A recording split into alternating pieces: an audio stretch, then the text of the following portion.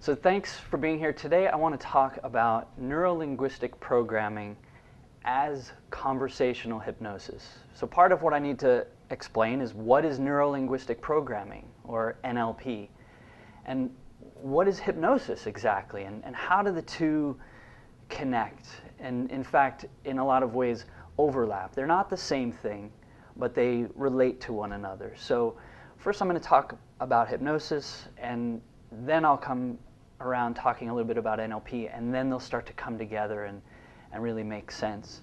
So hypnosis is something that has existed forever. It's like electricity. It wasn't invented so much as discovered. And the history of hypnosis, which I'm not going to go into a lot, really from our view of it now kind of dates back to the mid to late 18th century. But NLP came around in the 1970s and made a model of hypnosis based on the work of one hypnotist in particular. He was a psychiatrist named Milton Erickson. And Milton Erickson had an approach to hypnosis that was really not like the way hypnosis had been done by anybody before him. And some of the ways that Milton Erickson uniquely used hypnosis was by utilization, taking whatever his patient was doing and being able to adjust his approach, his communication style, to work with what that patient was presenting to him. So he would be very flexible in his language. He would use things like double binds, where it would create the appearance of having a choice. Asking somebody, for example, would you like to go into hypnosis quickly, or would you like to go into hypnosis slowly? And asking a question like that has built into it a presupposition. You might have detected what it is. You're going to go into hypnosis.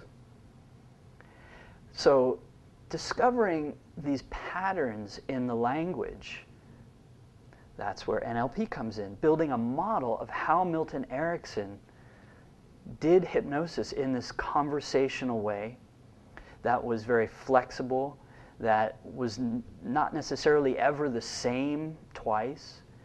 Discovering what the language patterns were so that a model could be built, that's what NLP presented and offered and how it developed. And NLP is fundamentally about modeling. It's about discovering how excellence is done in all sorts of ways. So other really prominent therapists of the time, particularly Virginia Satir and Fritz Perls, were modeled for their work, and they contributed to this beginning period of NLP in the 1970s, and even to this day, some of the basic language patterns come from understanding how they got great results with the people that they worked with.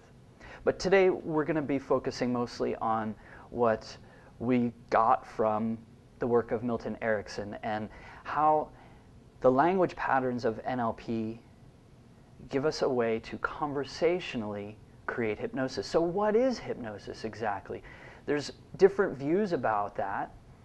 For our purposes today, it's primarily about how we can facilitate somebody directing their attention inward and be able to create shifts in the way that their mind is organizing and storing information, which is really kind of back to the model of NLP, and I'll say more about this sort of internal representation system that NLP is built on.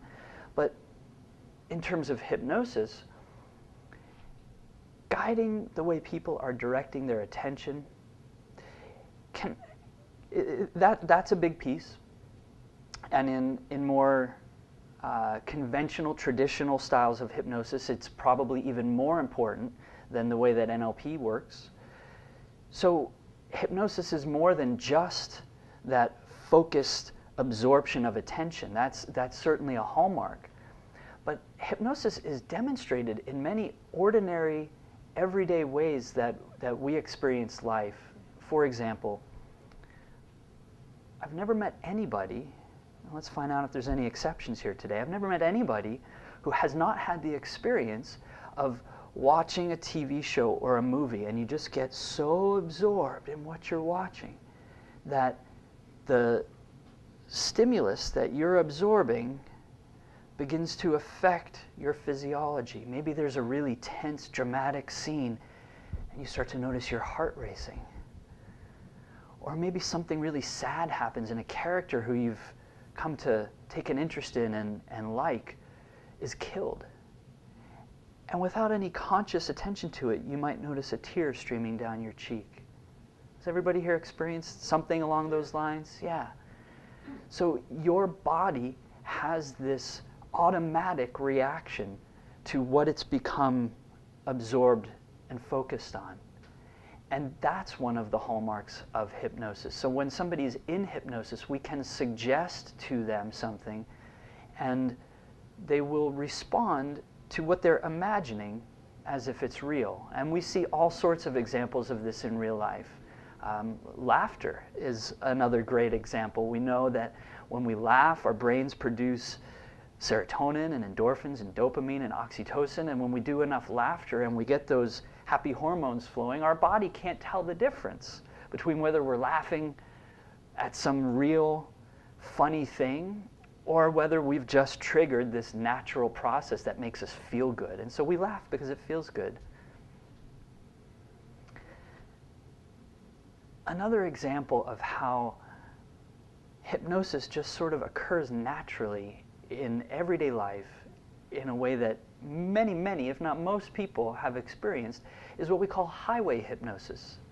Have you ever driven down the road and you get to your exit and you sort of, whoa, I don't remember the last 5 exits, or you miss your turn and then you're like, oh, it's you got so absorbed in whatever you were focused on, and you still have your conscious ability to safely drive.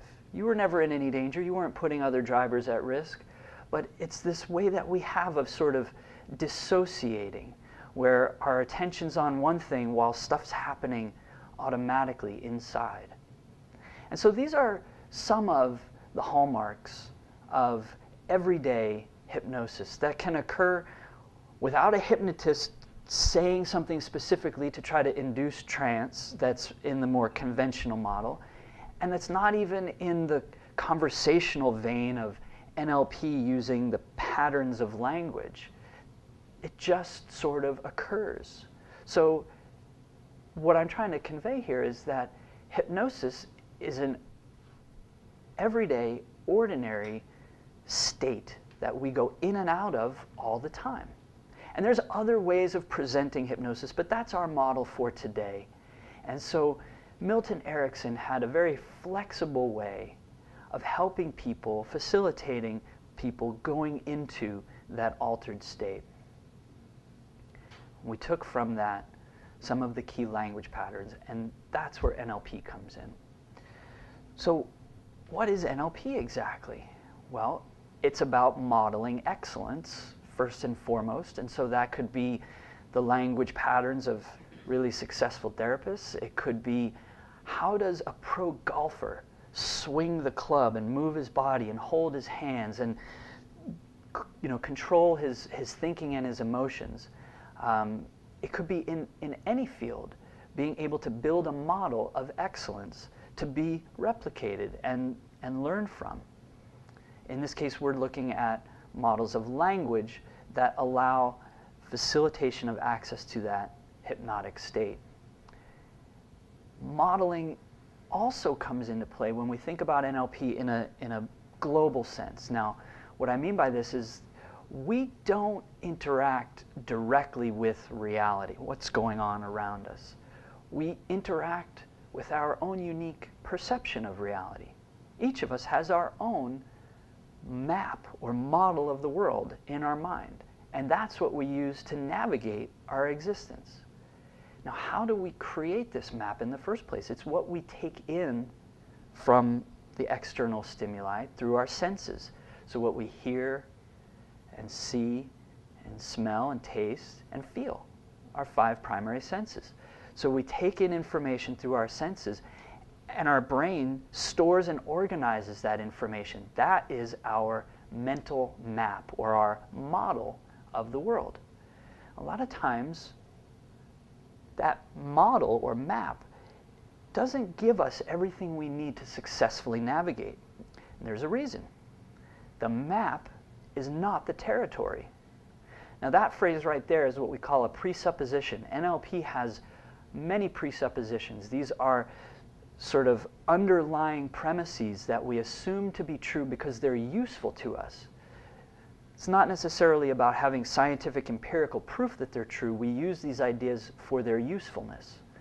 So when it comes to this particular presupposition, the map is not the territory, let's look at how that actually exists in literal terms. If you were in New York City and you had a paper map, you'd probably see all the bridges and tunnels, but you wouldn't see every little dark alley. You certainly wouldn't get the smells of Chinatown, and you wouldn't get the sounds of the honking taxi cabs. Right? It's a map, it's a piece of paper. It can't give you smells and sounds. Right? The map represents the territory, but the map itself is not the territory. It's the same way with our mental map. We navigate our existence according to the mental map. And just as that paper map, it's got things that are missing, things that we delete from our conscious awareness. It's got things that we distort, and it's got things that we generalize. So when working with clients, it's very valuable to develop an understanding of what their mental map is like, so that as a practitioner, I can understand what it is that needs to be either clarified or added or expanded upon, so that the map that the client is using is more resourceful and can help them to navigate more effectively. So that's how the mental map is a model for people. I just want to pause and see if there's any questions before I continue on. Is this all making sense? I see a lot of heads nodding. Good.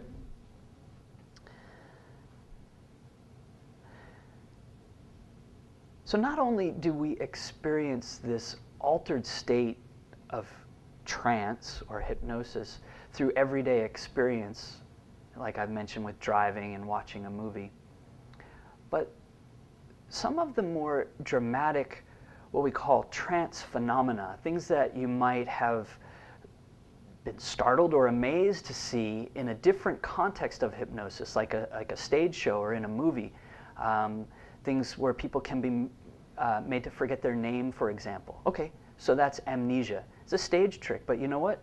It happens in real life too. Have you ever forgotten where you put your keys? It's real simple. We get amnesia all the time for real simple things. On top of that, you walk around saying, oh, I can't find my keys. Where are my keys? I'm looking everywhere. I can't find my keys. And you're kind of giving yourself a negative suggestion, for one thing. Hypnosis is about giving suggestions to the subconscious part of the mind, but not only are you giving yourself a negative suggestion there, you're likely to find the keys somewhere hidden in plain sight. How often does that happen, right? So you're not only giving yourself that negative suggestion, one of the effects of doing that is that you wind up negatively hallucinating. Now, people typically know what a hallucination is when it comes to seeing something that's not there. That's a positive hallucination. There's also negative hallucinations, where something is there and you just don't see it. So these are a couple of the examples of what we call trance phenomena that occur in ordinary experience, just like going into the trance state occurs in ordinary experience. There are others. Again, with the automatic response, let's have a little shared experience here. If you take a moment and just close your eyes and imagine being in the kitchen for a second. And you go to the refrigerator and you open it, the light comes on, you can feel the cool burst of air, and you reach in and you grab a lemon. And you can see its bright yellow color and feel its texture, those little dimples. You give it a squeeze, and it's mostly firm, but you can tell there's a little juice in there. You close the refrigerator, you put the lemon down on the cutting board, you pick up a knife, feel the solid handle in your hand as you chop the lemon into wedges. Careful that that juice doesn't zing you in the eye, that will sting. Hold up that wedge of the lemon, give it a whiff. Take a look at that soft, juicy fruit. The juice might start to drip down your wrist a little bit. And go ahead and take that lemon wedge and just go ahead and pop it in your mouth. Your face might start to pucker a little bit. And what you might become aware of is the taste of that tart, sour juice as it begins to sting, rolling down the back of your throat. And what I'm really curious about at this point is how many people have begun to salivate. It just happens. This is an example of the automatic response that we get. When we allow our mind to have an experience, our brain, our body will respond the same way to the brain as if it's real or just imagined. And so this is part of the power of hypnosis. And I didn't do anything to induce hypnosis in you. I'm still talking in exactly the same way I was talking when I was saying, Dr. Erickson and Virginia Satir. We're just having a conversation. And yet you can experience and produce what we call a trance phenomenon.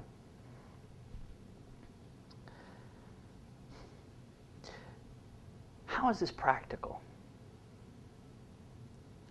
Some of the ways that we use hypnosis and NLP include pain relief and eliminating fears and phobias and trauma. So what's the connection here? Okay, we've got the mental map, how we store and access the sensory information. Let's drill down into that a little bit. Each one of our senses has features to them. And the NLP jargon term for that is submodalities. What we're talking about is the modality of sight. Okay, you can see things in color or black and white. You might notice whether something is still or moving, whether it's flat or three-dimensional, whether it's far away or near, big or small, bright or dim, contained within a frame, or wide open and panoramic. And when you notice the way that you visualize things, these are some of the features of how you visualize. They represent your unconscious manifestation in your mind of how you're relating to the thing you're imagining. So this is sort of like the topography of your mental map. With this understanding, you can make adjustments to the features of your senses. And I just picked the visual first, but each one of your senses has features like this. So the sound of your own inner voice can be adjusted in all the same ways that you can adjust your speaking voice. Sometimes you're louder, sometimes you're softer, sometimes you've got an angry, nasty tone, and sometimes you're kind and gentle and polite. Sometimes you talk really fast. Other times, you're more deliberate. You can tell when somebody's asking a question, can't you? When their inflection goes up, and when somebody really knows exactly what they're talking about, their inflection will go down. And these are all ways that you just intuitively, naturally, automatically adjust your speaking voice when you're talking out loud. And what do you find if you were to say the same thing to somebody, but in different ways? They're going to respond the same or different. You say something sincerely and you say something sarcastically. What do you notice in response? Right? People will definitely respond differently based on how you say what you say. The same will apply to the way that we feel inside when we adjust these features of our own inner voice. Same will apply when we adjust the features of how we visualize something. So in the example of a phobia, for example, we'll help a client in a very hypnotic way that's absolutely conversational to imagine the experience of being in a movie theater and seeing the trigger of their fear on a movie screen. So now they're shifting the perspective from, instead of being inside the experience, which we call the associated perspective, they're dissociated. They're a detached observer. That's another one of the features of the visual sense. And when detached from the stimulus, the trigger of the fear in that way, even just imagining having that detachment in the mind, and then taking that image, shifting it from color to black and white, playing it forwards and backwards, high speed, reverse, we begin to adjust these features of that internal representation. We're adjusting the way the mental map is coded.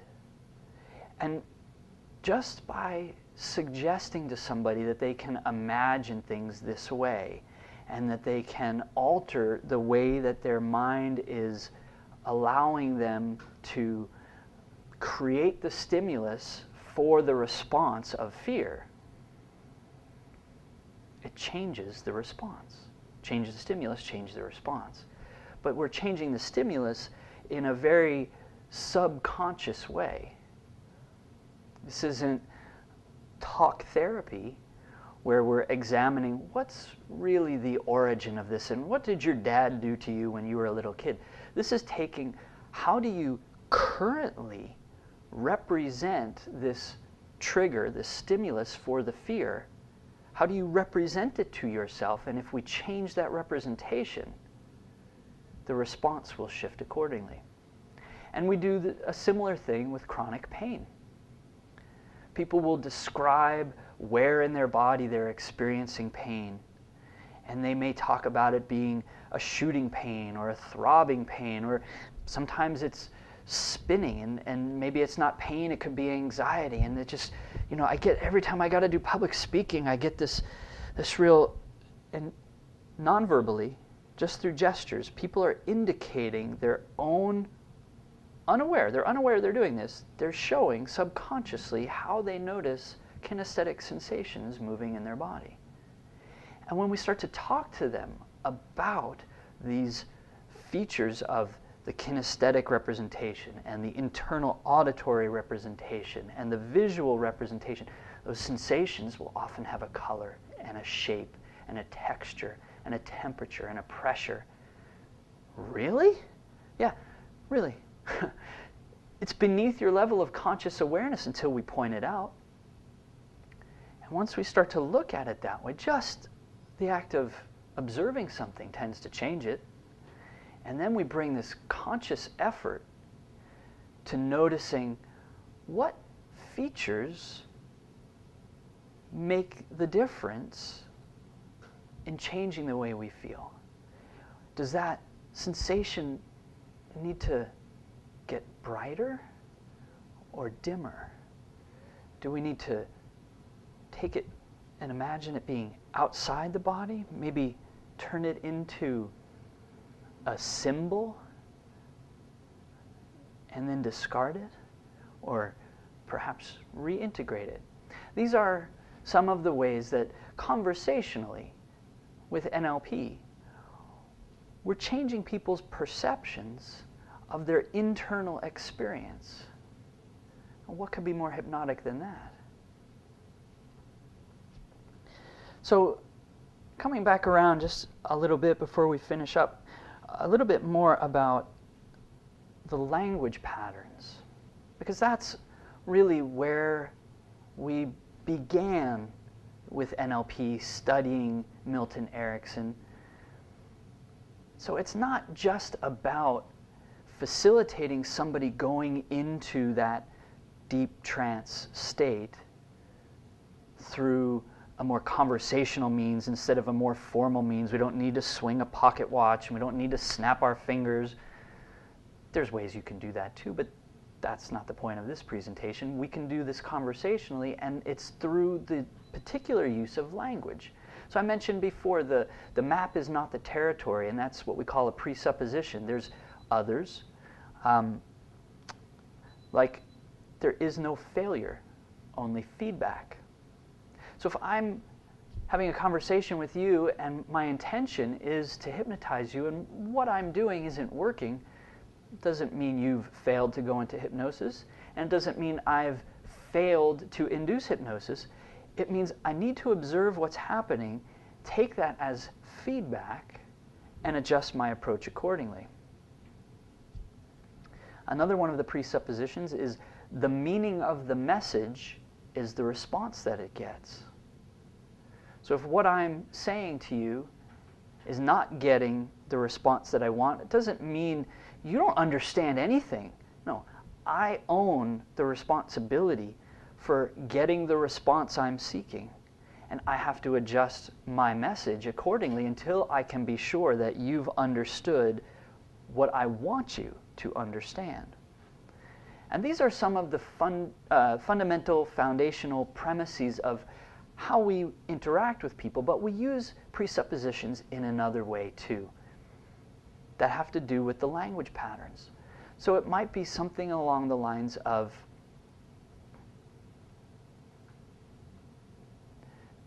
perhaps you haven't begun to notice yet that you will relax as you listen to the sound of my voice, but as you continue to focus on your breathing, you may soon discover, and I don't know which hand you'll feel it in first, but you may begin to discover tingling in one of your hands. And I've just included several embedded commands and several presuppositions. I presupposed when I said yet that you may not have begun to relax yet, but as you focus on your breath, you will begin to discover that you will relax. And you may not have noticed the tingling in your hands yet, and I don't know which hand you'll notice first, but you will notice one of your hands beginning to tingle. And so these are indirect suggestions, embedded commands, and presuppositions, all encompassed in what I think sounds like very ordinary conversation that's actually hypnotic by nature.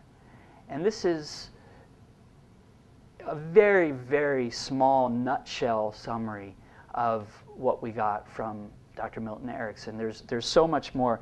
I want to see if there's anything else I really, really want to get in here before we finish.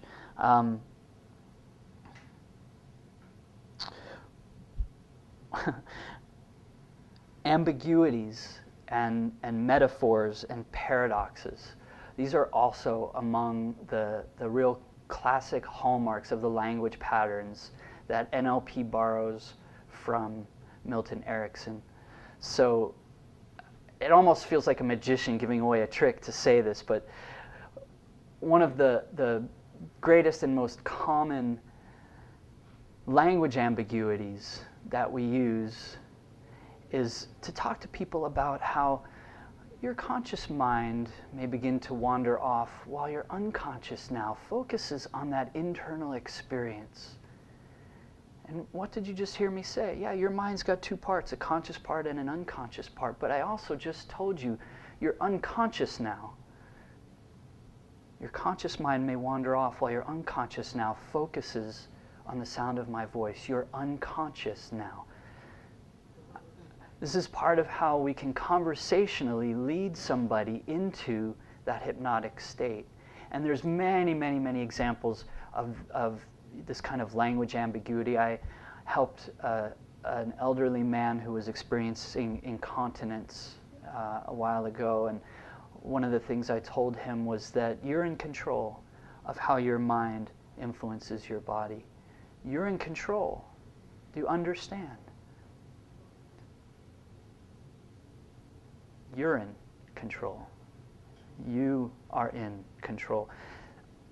Our subconscious mind will always process multiple meanings, will process all the meanings when you give it ambiguity like that.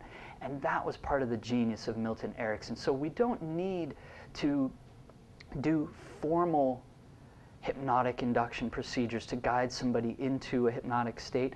And even when somebody's in a hypnotic state, they don't need to experience what we might think of as trance depth. We don't need to keep taking them deeper and deeper and deeper until they're immobile, or what we call cataleptic. That sometimes is useful, but it's just another trance phenomena. And so we would utilize it. We would either notice when it's occurring and make use of it, or we might have a specific intention in mind to create that effect, because there are times when that's useful, but it's not necessary. And so I just want to kind of conclude with the general point, because I think most people who have thought about hypnosis at all, maybe seen a stage show somewhere, or gotten something out of a movie or a book, it's very common to get some misconceptions and myths about hypnosis. And I want everybody to know that you can't be hypnotized against your will. You can't get stuck in hypnosis. You can't be made to do anything you don't want to do.